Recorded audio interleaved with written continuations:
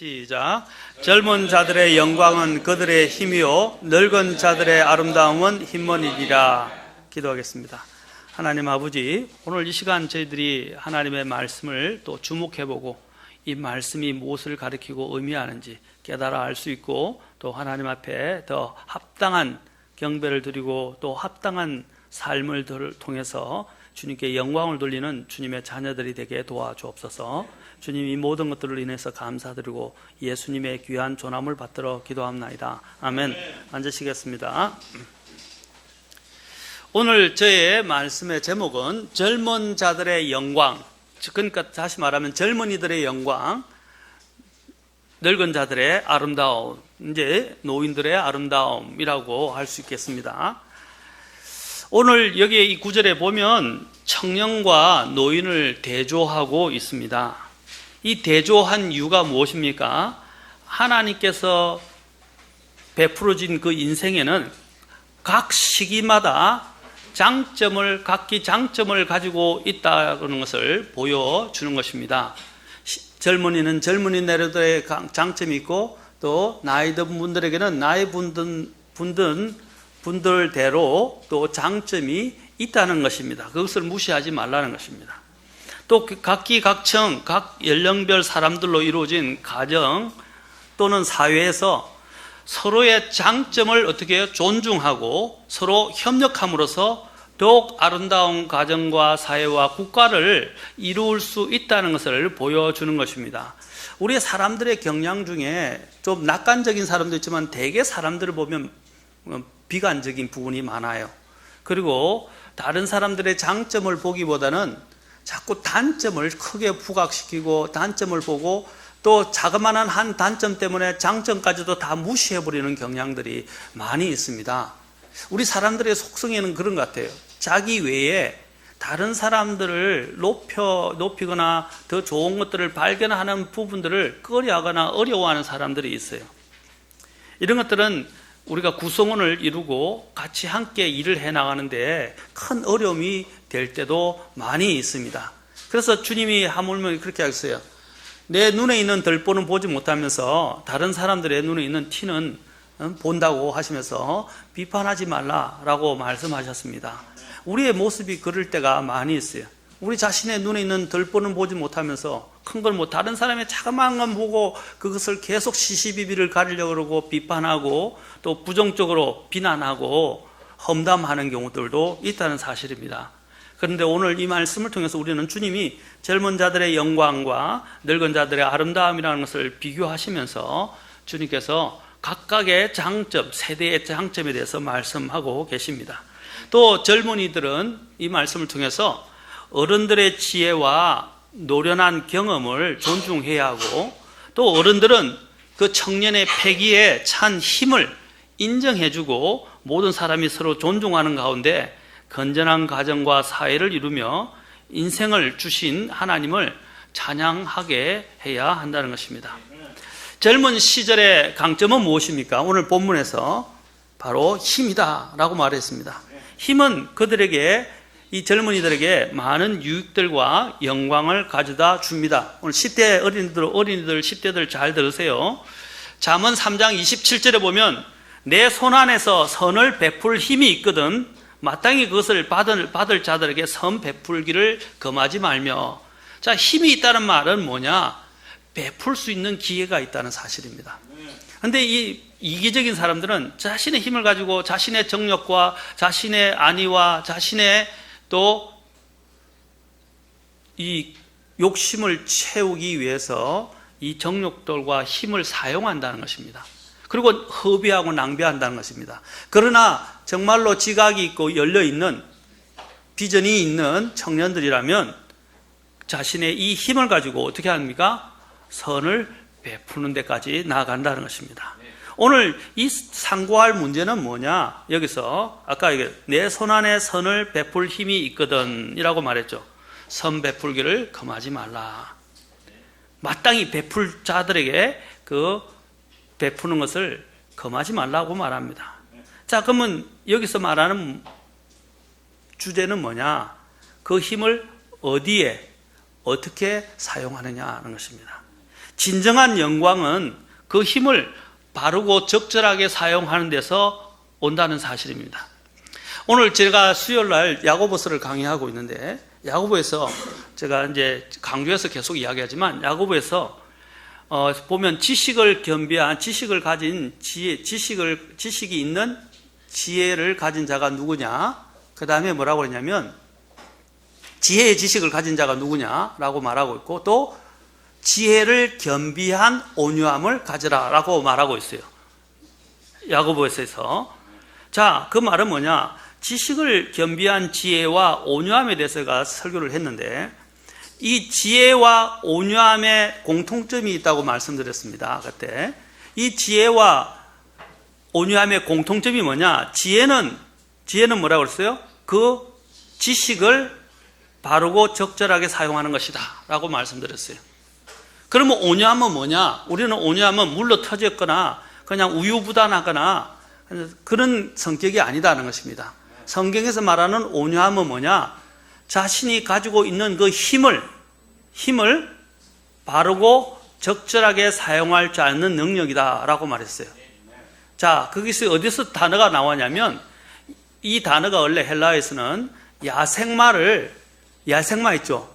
거친 야생마를 훈련시켜서 길들이고 정말로 준마로 바꾸는 것과 관련돼서 그것을 온유하다고 표현한 거예요. 다시 말해서 야생마가 얼마나 거칩니까? 말 안 듣죠? 길들이지 못했어요. 제멋대로예요. 그걸 어떻게 해요? 훈련을 시켜서 길을 들여서 정말 적재적소에 필요한데 그 힘을 사용하게 됩니다. 그것이 그래서 준마가 된다는 거예요. 자, 그 말은 뭡니까? 그 야생마의 그 힘을 잘 길들이고 훈련시켜서 적절하고 바르고 적절하게 사용한다는 것입니다. 자, 그래서 제가 말씀드린 이 젊은이들의 힘, 넘치는 패기, 이 힘을 어떻게 사용해야 됩니까? 힘을 바르고 여기 있는 것처럼 적절하게 사용하는 법을 배워야 된다는 사실입니다. 그러니까 어디에 사용하느냐, 어떻게 사용하느냐가 굉장히 중요한 문제라는 것입니다. 그래야만이 그가 가진 힘을 통해서 얻은 영광이 남아있게 되고 오래가게 됩니다. 아니, 영원히 갈 수도 있습니다. 하나님 안에서 그것이 바르게 사용되어질 때 바로 영광을 얻게 된다는 사실입니다. 예레미야서 9장 23절에 보면 주가 이같이 말하노라. 지혜로운 자는 자기 지혜를 자랑하지 말고 용사는 자기 힘을 자랑하지 말며 부자는 자기 재물을 자랑하지 말라 했습니다.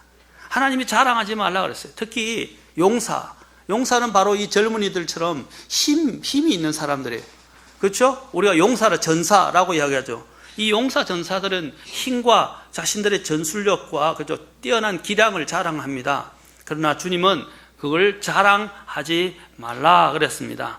그리고 예레미야서 9장 24절에서 이렇게 말합니다. 한번 보실까요? 예레미야서 9장 24절에서 하나님이 뭘 우리가 알아야 하는지에 대해서 여기서 이야기합니다. 다시 말하지만 9장 24절로 가봅시다. 찾는 동안에 9장 23절을 제가 다시 읽겠습니다. 주가 이같이 말하노라. 지혜로운 자는 자기 지혜를 자랑하지 말고 용사는 자기 힘을 자랑하지 말며 부자는 자기 재물을 자랑하지 말라. 그 다음에 뭐라고 24절에서 이렇게 말씀하십니다. 오직 자랑하는 자는 이것, 즉 자기가 깨달아 나가 누구죠? 여기서? 주 하나님이죠. 나를 아는 것과 또 내가 땅에서 인자함과 판단의 공의와 의를 집행하는 주라는 것을 자랑할지니라. 나는 이 일들을 기뻐하느니라. 그래서 고린도서에서도 사도 바울은 말했습니까? 너희가 육체로 자랑할 것이 없다고 그랬어요. 오직 자랑하는 자는 뭐라 했어요? 주를 자랑하라 라고 말했습니다. 우리가 정말 자랑하고 기억해야 할 것은 이것을 깨달아야 되는 거예요. 하나님. 바로 그 하나님의 인자하심과 하나님을 아는 것과 하나님의 인자함과 판단의 공의와 의를 집행하는 주시라는 것을 자랑해야 합니다. 장언문 29장 18절 여기에 있듯이 이거죠. 우리가 비전을 가진 환상 계시가 없는 곳에는 백성이 망하거니와 법을 지키는 자는 행복하니라. 환상 계시가 없는 곳에서 이 젊은이들이 비전이 없다는 것은 힘이 없다는 거예요. 보세요. 젊은이들이 왜 오락가락합니까? 내가 무엇을 하며 살아야 될지를 모르니까, 그렇죠? 그냥 왔다 갔다 하는 거예요. 자신의 향방을 찾지를 못하는 겁니다. 비전이 있다는 것은 무엇입니까? 비전을 세운다는 것은 무슨 뜻입니까? 인생의 목적과 목표를 세우고 향방을 잡는 키와 같습니다. 저도 어릴 때 제가 이제 욕지도라고 있어요. 거제도 다음에 큰 우리나라의 섬인 제주도, 거제도, 그다음에 큰 데가 욕지도와 남해도하고 비슷하죠. 이제 남해도는 이제 연결이 됐죠. 이제 욕지도가 있는데, 욕지도에서 자주 배를 타고 부산에서 3-4시간을 가서 그곳에서 방학을 보냈습니다. 거기 친척이 있어서. 근데 그게 우리 친척분께서 두 분 다 배를 운영하고 계셨어요. 그래서 충무, 그 다음에 충무뿐 아니라 충무와 그 다음에 삼천포, 고성, 또 고성이 있거든요. 그런 데를 왔다 갔다 하면서 계속 물건을 실어서, 큰 배는 아닌데 자그마한 중력배입니다. 그래서 사람들과 물건들이 필요하니까 하루에 한 차례 들어오는 큰 여객선을 통해서는 비싸고 들여오기 힘드니까 자주 이렇게 가서, 심지어는 유류, 또 연탄, 그런 것들을 다 가지고 오고, 또 식량들도 가져오기도, 모자란 식량들도 가져오기도 했습니다. 그때 제가 배를 이렇게 같이 함께 운항을 했는데, 배를 운항하면서 엔진선은 워낙 위험하고 복잡하기 때문에 엔진선은 들어가지 못했지만, 갑판 일들과 함께 또 갑판에서 자기도 하고 갑판 일들도 하면서 따라다니면서 1박 2일, 2박 3일을 가거든요. 가게 되면 그 배를 타면서 키를 잡았어요. 근데 그때는 키는 이런 돌리는 키가 아니라 다리로 이렇게 딱 저 앞을 보면서 다리로 하는데, 굉장히 물살이 세기 때문에 그 다리로 딱 키를 잡고 있어야 돼요. 그래서 잡고 있으면서 조금씩 이렇게 키를 잡아서 다리로 이렇게 하면서 방향을 틀어갑니다. 근데 그 방향이, 그 조금에 따라서 방향이 얼마나 틀어지는지 목표를 가르쳐줘요. 딱 목표를 가르치고 그 키를 그 목표에 딱 맞게 조절을 하면서, 물살이 와도, 어떤 물살에 와도 그 키를 딱 잡아서 그 방향을 보고, 저 두 섬 사이에 저쪽에 있는데 저 불빛이 있고 아니면 저쪽에 보이는 자그마한 있는데 그걸 목표로 해서 계속 가라 하고 저한테 키를 맡기시고 갑판 일을 하시기도 하고 그러셨어요. 또 주무시기도 하시고. 그래서 저는 이제 배를 피해 가면서 이제 그 길을 쭉 갔는데, 그 방향과 목표를 가기 위해서 키와 같다는 거예요. 이 키가 흐트러지면 방향이 틀어지는 것입니다. 마찬가지로 비전을 세운다는 것은 바로 그 키를 제대로 세우고 방향을 잡는 것과 같다는 사실입니다. 여러분들의, 특히 젊은이들이 목표와 인생의 목표를 빨리 정하셔야 돼요. 내가 무엇을 할 것인가? 어떻게 살 것인가? 이제 그것들이 세워지면요, 이 젊은이들은 그 힘이 있기 때문에 추진력이 생기게 돼요. 추진력이 뭡니까? 앞으로 나아가게 된다는 것입니다. 근데 왜 젊은이들이 자꾸 이렇게 문제가 생기냐면, 향방을 잡지 못하기 때문입니다. 방향을 못 잡기 때문에. 인생의 목적과 목표와 방향을 세우십시오. 물론 내가 뭘 잘하는지 모를 때도 있어요. 그래서 어떤 때는 이것도 해보고 저것도 시도를 해보지만, 이제 중요한 것은 것입니다. 시도를 하면서 자신의 장점들을 찾으라는 것입니다. 자신의 강한 점을 찾으라는 것입니다. 오늘 성경에서 말하는 젊은 자들의 영광은 그들의 힘이다. 자신들이 잘하는 강점을 찾으라는 것입니다. 그리고 그걸 가지고 개발하고 나아가라는 것입니다. 또 강점을 가지고 나아가면서 약점을 보완하면서 인생에서 배우라는 것입니다. 오늘 젊은이들은 요즘 잔소리를 듣기 싫어해요. 여러분, 그러나 뼈가 있는 잔소리는 들어야 합니다. 조언은 듣는 것이 좋아요. 나도 나를 모를 때가 있어요. 그럴 때는 조언을 얻는 것이 필요합니다. 더군다나 이러한 인생에 있어서 가장 키를 쥐고 계신 분이 우리 주님이십니다. 주님 앞에 우리는 물을 필요가 있습니다. 주님, 내가 무엇을 하기를 원하시나이까?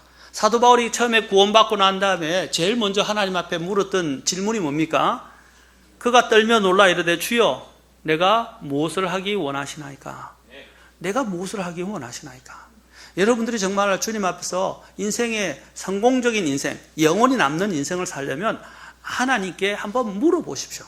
우리 젊은이들, 그냥 다른 데서 해답을 찾지 말고 먼저 하나님 앞에, 하나님은 나의 인생의 모든 것을 쥐고 계신 분입니다. 나의 미래를 쥐고 계신 분입니다. 그 하나님 앞에, 주님, 내가 뭘 하기를 원하십니까? 하고 물어서 그 길을 인도해 주시고 그것을 보여주시도록, 그리고 목표를 잡고 방향을 잡아서 나아가야 여러분이 힘이 생겨요. 그렇죠? 그 추진력을 한 번에 한 곳에 집중시켜서 나아갈 수 있다는 것입니다. 우리 어린이들도 벌써부터 어린이들 중에서 하는 사람이 있었어요. 저는 어릴 때 대통령이 되겠다고 그랬어요. 그래서 항상 대통령으로 꿈했는데 써놓고 행진하는 그때가 있었는데, 저희 초등학교 시절에, 지금 그때는 국민학교죠. 그때는 자기의 꿈을 썼는데 여러 가지가 났는데 저는 대범하게 대통령 적었어요. 그래서 대통령으로 적었고 대통령 되게 됐는데, 지금 주님께서 대통령보다 더 좋은 일을 시키셨어요.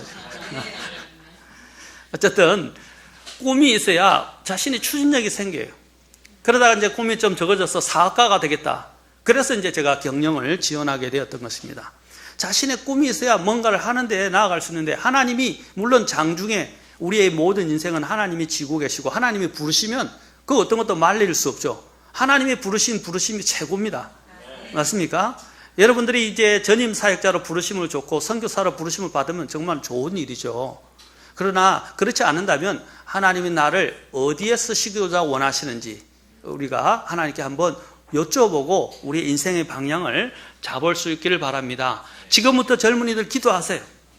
그리고 빨리 인생의 목표와 방향을 잡는 것이 좋습니다. 끌려다니지 마세요. 인생의 목표를 못 잡으면 이 사람 말도 맞는 것 같고 저 사람 말도 맞는 것 같고 저것도 하고 싶고 이것도 하고 싶고 끌려다니게 돼요. 여러분, 일단은 한번 정하고 그것이 이게 나하고 안 맞거나 이것이 내가 생각했던 것이 아니다 그러면 하나님이 길을 또 열어주셔서 돌아가도록 해주십니다. 그 마음이 여러분이 하나님께 대해서 바르게 향하기만 한다면, 하나님께 대해서 향해 있다면 하나님은 여러분의 길들을 바르게 인도하실 수 있는 분이십니다. 혹시 잘못 가더라도 하나님이 책망하지 않으세요. 그것을 돌이켜서 물길을 다른 곳으로 돌릴 수 있는 분입니다. 그래서 시편에 보면 이제 이스라엘에게 있어서 자식들은요 주의 유산이라고 불려지면서도 그 집안의 힘을 의미했습니다. 그래서 자식을 많이 낳았어요. 시편 127편 3절에서 5절을 보면 자식들은 보라, 자식들은 주의 유산이요 태의 열매는 그분의 보상이로다 라고 했습니다. 젊은 시절의 자식들은 용사의 손에 있는 화살들 같으니 자기 화살통에 그것들이 가득한 자는 행복하도다. 그리고 부끄러움을 당하지 아니하며 성문에서 원수들을 마주 대하여 말하리로다. 이 말 무슨 말이냐면 옛날에는 자녀가 힘이었어요. 그리고 자녀가 뭡니까? 원수들을 대응할 수 있는 세력이 되었어요. 그렇죠? 또 자녀들이 많으면 또 여러 가지 다른 이웃들에서 능욕당하거나 수치를 당할 수 있는 가운데서도 자신들을 지켜줄 수 있는 든든한 화살과 같았고 무기와 같았어요. 그래서 자식들이 많은 자기 화살통에 그것들이 가득한 자는 행복하도다라고 이야기한 것입니다. 오늘날 자식들을 안 낳죠. 참 비운입니다. 우리나라에서도. 자식을 낳을 수 없도록 지금 나라가 그렇게 돼가고 있어요. 그거는 큰 문제라고 생각합니다. 우리가 어렸을 때는 우리 부모님들, 우리 엊그저께 제가 만났던 장희른 장모님 같은 경우도 6남매를 낳으셨고 저희 어머니도 4남매를 낳으셨는데 그 당시는 자식을 많이 낳아서 그렇죠, 자자손손 번성하는 걸 보면서 큰 힘을 가졌습니다. 그런데 요즘은 자식 낳기를 꺼려하고 낳지도 않고 나이 들어서 이제 겨우 아이를 갖거나 아이를 안 낳으려고 합니다. 그것은 참 여러 가지 가정에 있어서 불운이라고 생각되어집니다. 아픔이기도 하죠. 또 나라가 앞으로 사람이 적어지면 나라 운명이 걸리기도 하는 문제입니다. 왜냐하면 국민이 없으면 쇠약해지잖아요. 그렇죠?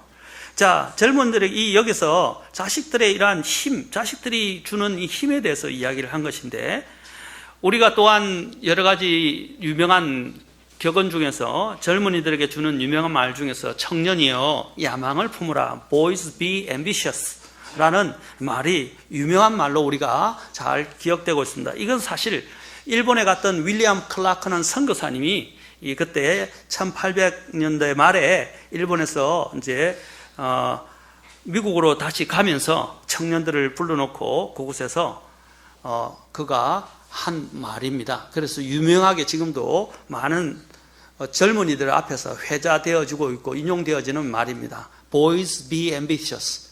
그 무슨 말입니까? ambitious. 이것은 청년들이여 야망을 가져라, 꿈을 가져라 라는 것입니다. 자, 우리가 이러한 비전을 가져야 합니다. 이 비전은 그냥 단지 인간적인 야망을 그때 말한 것이 아니라 하나님께서 주시는 비전을 품으라는 뜻입니다.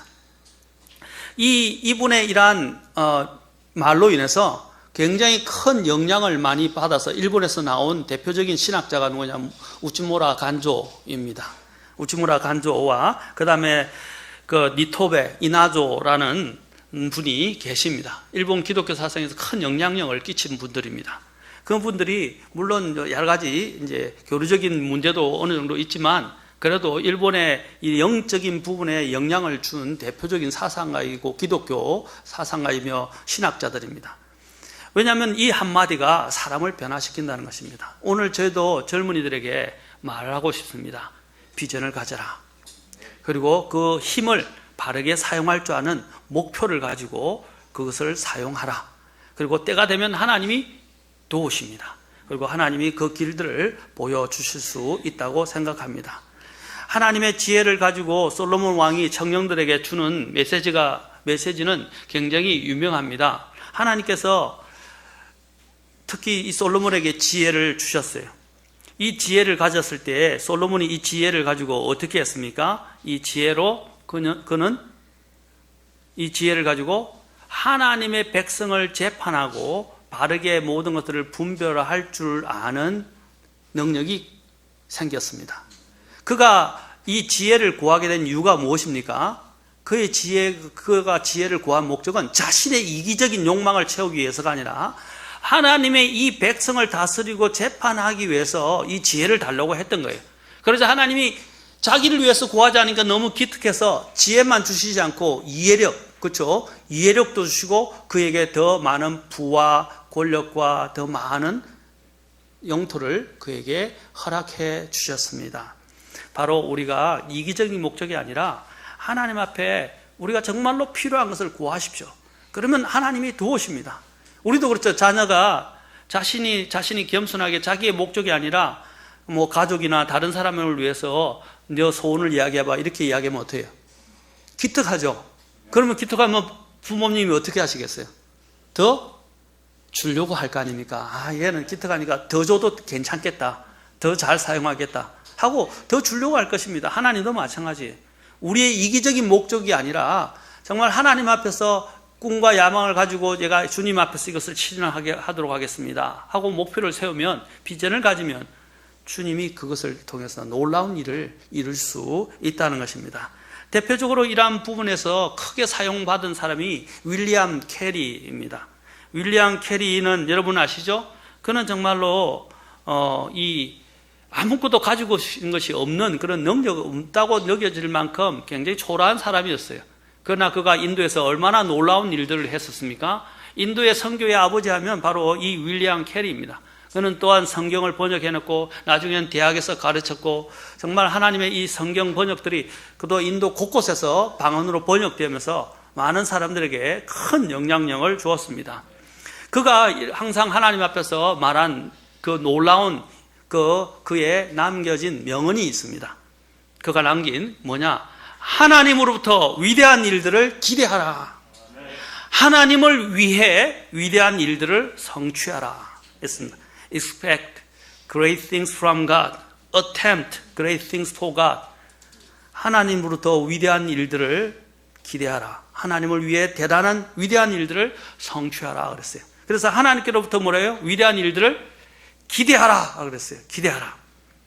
여러분 젊은이들에게 말씀드리고 싶습니다. 꿈과 야망을 가지십시오. 그리고 그 가진 하나님이 주신 그 힘과 패기를 가지고 바르고 적절하게 사용할 수 있기를 바랍니다. 그러면 그것들이 여러분의 영원한 영광이 될 것입니다. 아까 영광이라 했죠? 영광이 될 것입니다. 힘이 있을 때, 열심히 일하고 힘이 있을 때 복음을 전하십시오. 힘이 있을 때 주님을 섬기십시오. 헛된 것이 아니라 바른 곳에, 무엇보다도 하나님을 섬기는 데 있어서 하시기 바랍니다. 왜냐하면 오늘 제가 드리게 될 후반부와 관련된 부분이 있기 때문입니다. 잠언 12장 28절 가서 보겠습니다. 자, 잠언 12장 28절 이렇게 되어 있습니다. 잠언 12장 28절에는 의의 길에는 뭐라고 그랬어요? 생명이 있나니. 의의 길이라고 했어요. 의의 길에는 생명이 있나니 그것의 행로에는 사망이 없느니라. 의의 길이라고 그랬어요. 나중에 여러분들이 오늘 읽었던 본문에서도 본문 다음에 앞에 있는 잠언에서도 나옵니다. 제가 이 의의 길을 꼭 기억하십시오. 의의 길 꼭 기억하십시오. 의의 길에는 생명이 있고 그것의 행로에는 사망이 없느니라. 여러분, 자식들은요, 부모에게 영예와 자랑거리가 될 수 있어요. 아까 젊은이들의 힘에 대해서 이야기했죠. 이 자식들은 부모들에게 영예가 되거나 자랑거리가 되거나 수치가 될 수도 있어요. 잠언 10장 1절에 보면 솔로몬의 잠언이라. 지혜로운 아들은 아버지를 즐겁게 하거니와 어리석은 아들은 자기 어머니의 근심거리니라. 여러분은 어떤 아이가 되기를 원하십니까? 그 다음에 또한 잠언 17장 21절에서 어리석은 자를 낳는 자는 그 일로 말미암아 슬픔을 당하나니 어리석은 자의 아버지는 기쁨이 없느니라. 또 잠언 23장 24절과 25절에서도 의로운 자의 아버지는 크게 기뻐할 것이요 지혜로운 자식을 낳은 자는 그로 인하여 기쁨을 얻으리니 내 아버지와 어머니가 즐거워하며 너를 낳은 여인이 기뻐하리로다. 그렇죠?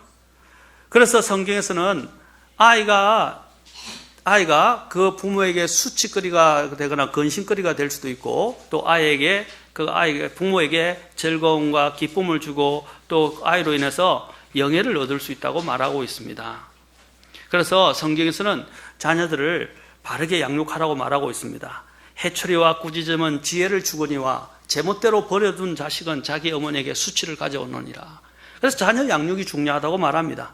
내 아들을 바로잡으라. 그래야면 그가 내게 안식을 주고 참으로 내 혼에게 기쁨을 주리라. 바로잡아라 이 말입니다. 오늘날 젊은 부모들은 자녀들에게 무엇이 옳고 무엇이 그른가를 하나님의 말씀 안에서 가르쳐야 하고 이를 가르치는 데 있어서 징계를 소홀히 해서는 안 됩니다. 매를 아끼지 말아야 합니다. 성경에서는 아까 얘기했죠. 해초리와 꾸짖음은 지혜를 준다 그랬어요. 내 아이를 바로잡아라 그래요. 어릴 적에 아이를 징계하라 그랬어요. 그러면 그가 어떻게 합니까? 떠나지 않는다고 그 길을. 잠언 22장 6절에서도 아이가 마땅히 가야 할 그 길로 아이를 훈련시키라. 그러면 그가 늙어서도 그 길을 떠나지 아니하리라. 그러면 그가 노년이 되었어도 주님의 길을 떠나지 않게 되고요. 떠났다가도 돌아와요, 금방. 그리고 그들 부모의 노년의 백발을 존중하게 될 것이고, 흰머리 나왔죠? 흰머리를 존중하게 될 것이고, 또 존경하게 될 것이고, 그리고 그들은 그 백발의 의의 길에서 그들의 아름다움이 될 것입니다. 잠언 20장 20절에서는 무서운 경고를 합니다. 주님께서 누구든지 자기 아버지와 어머니를 저주하면 그 사람의 등불은 깜깜한 어둠 속에서 꺼지리라. 그래서 옛날에 이 구약에서 왜 계속적으로 부모에게 반항하는 아이들을 돌로 쳐 죽은지 아십니까? 야, 너무하다. 어떻게 돌로 쳐 죽이기까지 하냐 그랬죠. 여러분, 그 이유가 있어요. 아이를 제대로 훈육 안 해서 그 아이가 크면 가정에 아까 부모에게 근심거리고 수치거리가 될 뿐 아니라 사회 구성원으로 커서 나가잖아요. 그러면 사회의 문제거리가 된다는 거죠. 그렇죠? 그래서 문제거리가 되니까 아예 자녀 때부터 이것이 한두 번 아닌데 이 계속적으로 그런 반복적 습관적으로 말을 안 듣는 아이는 그래서 그것을 분명하게 다스리게 하기 위해서 차라리 돌로 쳐 죽이라고 그랬어요. 그것은 가정을 지키고 앞으로 사회와 이스라엘 민족을 지키기 위해서 하나님이 주신 법이었어요. 지금은 그렇게 다루지는 않지만 그러나 성경은 우리가 바르게 아이들을 부지런히 양육하고 가르쳐야 된다고 말하고 있습니다. 그 양육하고 가르치는 것 중에 일부가 아까 징계와 같은 처벌이 있다는 것이요. 징계를 하지 않는 것은 부모가 자녀를 사랑하지 않는 거라고 그랬어요. 매를 아끼면 자녀를 사랑하지 않는 거예요. 아까 뭐라고 했어요? 아이가 방치된 아이에 대해서 이야기했어요. 성경에서. 방치하지 말라는 것입니다. 오늘 부모들이 자기의 이익과 유익과 자기의 편안함을 위해서 그냥 자녀들을 방치하는 사람들이 많이 있어요. 방치하면 안 됩니다. 하나님이 나중에 그 아이가 어떻게 자라는지에 대해서 책임을 누구에게 묻겠습니까?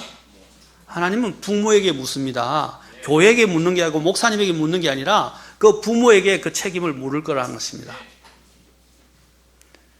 하나님 앞에 섰을 때 나중에는 그때는 엄중한 시간입니다. 우리 자신들을 한번 여러분 잘 생각해 보십시오. 아이들이 부모를 치고 부모를 멸시하고 부모를 거역하기를 일삼고, 일삼다는 것은 반복적으로 한다는 것입니다. 심지어 저주하고 죽이는 일까지 더욱 오늘날 빈번하게 이런 일들이 일어나고 있어요. 성경에서는 이런 일들에 대해서 굉장히 과감하게 경고하고 있습니다. 오늘날 이런 사회의 도덕과 위계 질서가 무너지는 이유가 무엇입니까? 아이들은 어른들을 공경하거나 존경할지도 모르고, 청년들은 하나님의 말씀이나 바른 교육 철학에 기반되어진 교육을 받기보다는 세상 철학을 바탕으로 한 자기 본위적이고 이기적인 자기 중심적인 것들을 양산하는 지금 상황이 되고 있습니다. 여러분, 독일에서 왜 히틀러가 일어서게 된지 아십니까? 왜 마오쩌둥이 중국에서 68년대 일어서게 된지 아십니까? 젊은이들이 가정에서 제대로 된 목표와 방향을 가지고 가정을 교육을 못 시키니까 히틀러가 일어서자 얘들이 히틀러에 빠졌어요. 그건 오늘날 여러분 김정은 사진 찍고 사랑해요 나오죠. 요즘 신문에서 굉장히 대스특보됐는데 이게 보통 심각한 일이 아닙니다. 그게 독일에서 일어났던 일이에요. 독일이 히틀러 보고 귀엽다, 멋있다 해가지고요, 히틀러 옆에서 사진 찍고 막 히틀러 속에 모여들기 시작했어요. 근데 그 애들이 어떻게 됐어요? 히틀러의 홍위병 역할을 하면서 나중에는 어떻게 해요? 부모들을 끌어다가 고소하고 죽이고 고발하고 사형 처하게 하고 자신들은 승승장구하고. 마오쩌둥 시대도 똑같았어요. 김일성이가 쓸 때도 마찬가지였어요. 우리 아이들이 부모들이 정말 바르게 이렇게 가르치지 않으면 그 아이들이 어디냐면 엉뚱한 어떤 힘의 지배에 빠지게 된다는 사실이에요. 우리가 하나님의 지배를 받지 않고 정당한 질서의 지배를 받지 않게 되면요, 그 힘은 마귀에 의해서 사용되어지고 그 힘은 잘못된 곳에 아이들이 분출하게 돼요. 왜? 힘은 넘치는데 그걸 어떻게 사용할 줄 모르니까, 부모들이 그걸 잡아주지 않고 사회가 제대로 어른들의 기성세대가 잡아주지 않으니까 아이들이 어떻게 그 힘과 패기가 엉뚱한 대로 막 분출되는 거예요. 그게 히틀러 빠지게 되고 마오쩌둥에게 빠지고 모태똥에게 빠지게 되고 나중에는 여러분 우리나라도 지금 그런 현상이 와 있어요. 제가 얼마나 마음이 참담한지 몰라요. 뉴스를 보면서. 특히 젊은 여자들과 아이들이 유럽에서 어떤 분이 그림 전시회를 했는데, 외국인이. 그 전시회가 이 김정은이를 좀 우아스럽게 묘사하려고 애니메이션을 그리면서 사랑 표시도 엮고 막 그렇게 했어요. 비꼬기 위해서 그러는데, 거기 가서 김정은 사랑해요 이렇게 표현하고 막, 특히 여성들이요, 홀딱 빠져가지고요, 김정은의 선호도가 75%를 넘었었대요. 제가 정치 이야기 하려고 그런 게 아니에요. 정신이 얼빠져가지고 정신이 빠졌다는 사실이에요. 왜 그러냐? 가정에서 아이들이 제대로 된 교육을 못 받고 애들이 힘을 분출하지 못하니까 그런 이상한 것들에 마음을 쏟아놓고 그것을 미워하고 찬동하고 따라간다는 거예요. 여러분, 이건 굉장히 무서운 이야기입니다.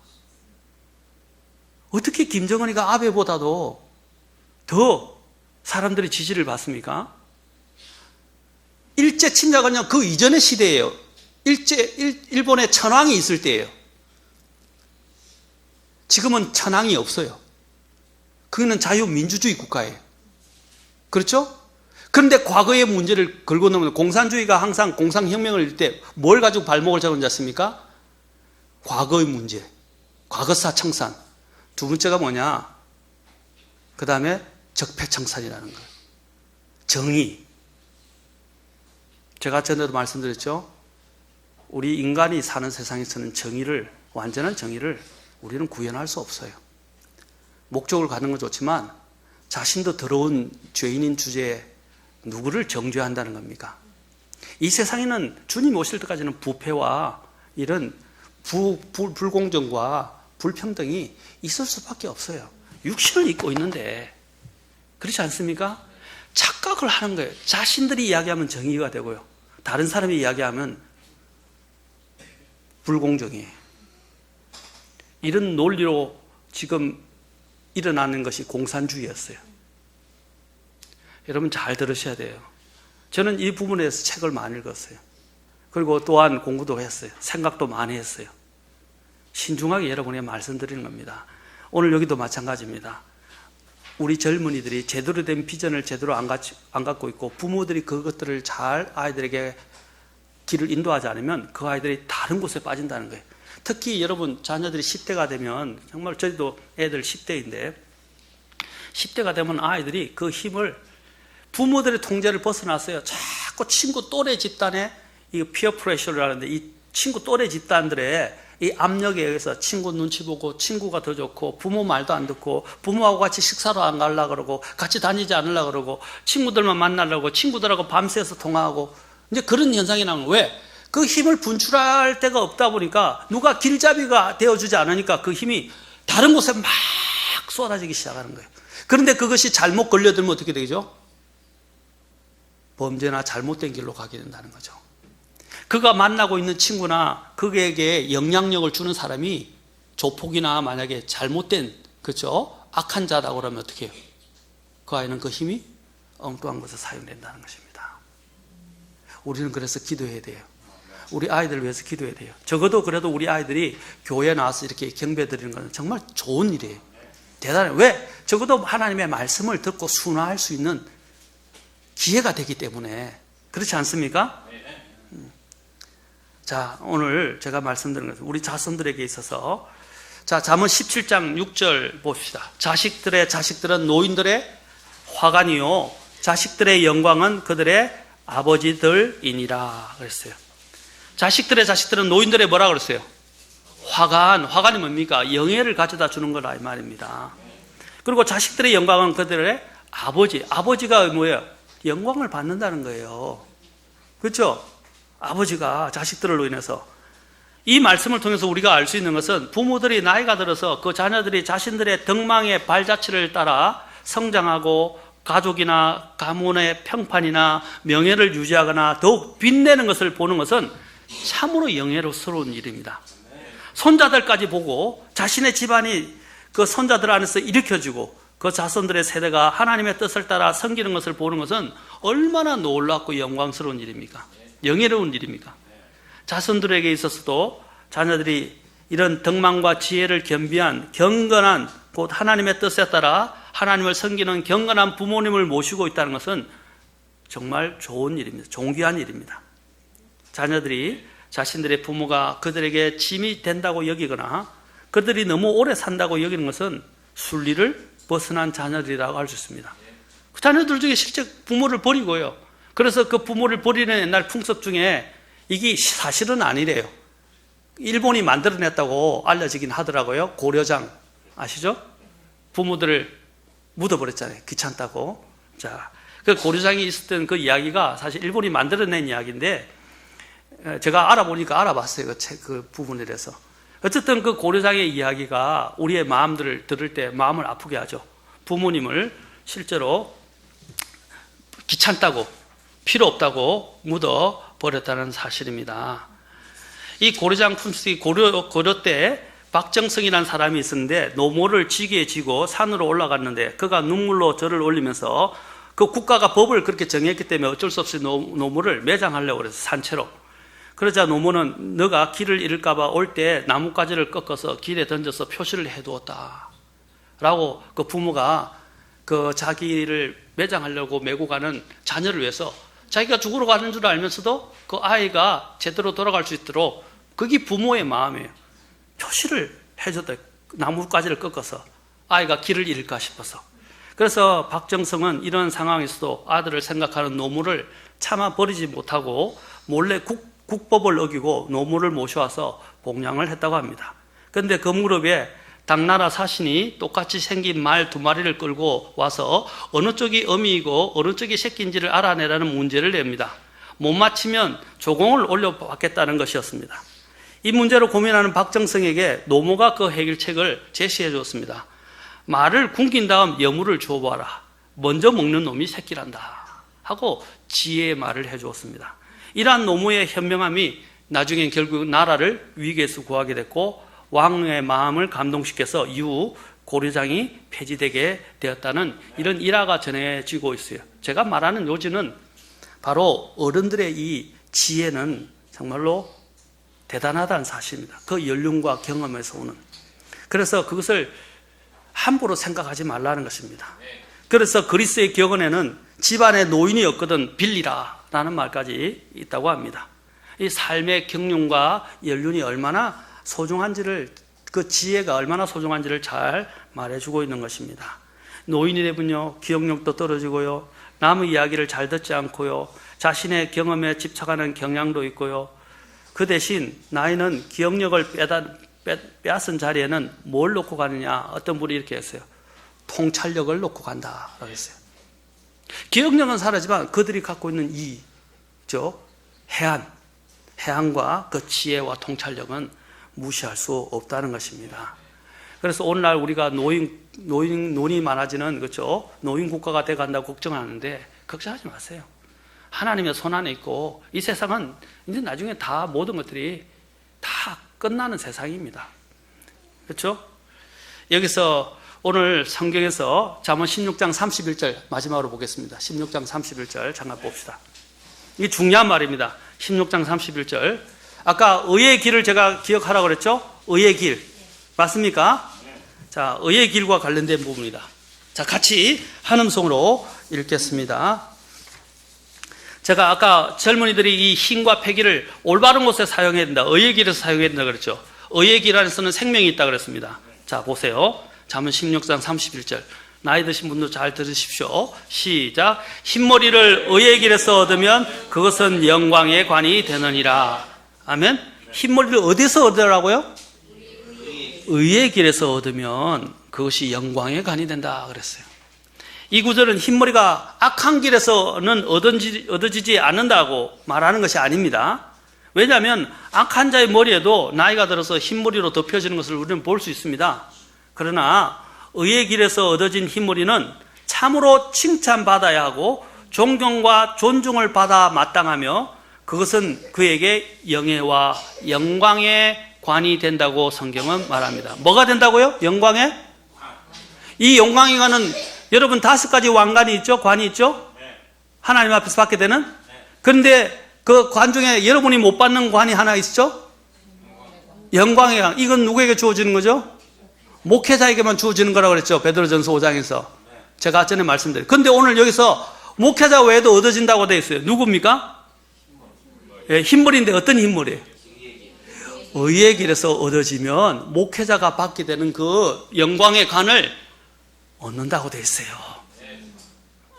아멘?